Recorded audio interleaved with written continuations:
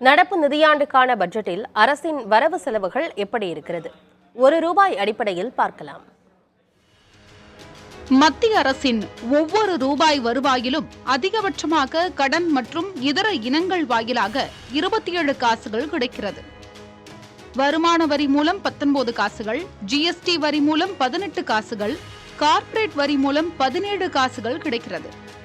வரி அல்லாத வழிகளில் 9 காசும், கலால் வரி வகையில் 5 காசும் அரசுக்கு வருவாய் கிடைக்கிறது. சுங்க வரியாக 4 காசுகள் கிடைக்கும் நிலையில் கடன் அல்லாத மூலதன வருவாயாக 1 காசு கிடைக்கிறது. மறுபுறம் அரசின் ஒவ்வொரு ரூபாயும் எப்படி செலவாகிறது என்பதை பார்ப்போம். மாநிலங்களுக்கு வரி பங்கு என்ற வகையில் 21 காசுகள் செலவழிக்கப்படுகிறது.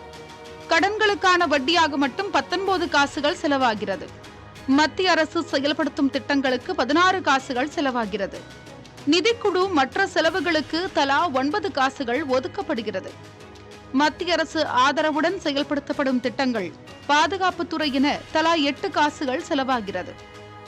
மானியங்கள் வகையில் 6 காசுகள், ஓய்வூதியம் என்ற வகையில் 4 காசுகள் செலவாகிறது.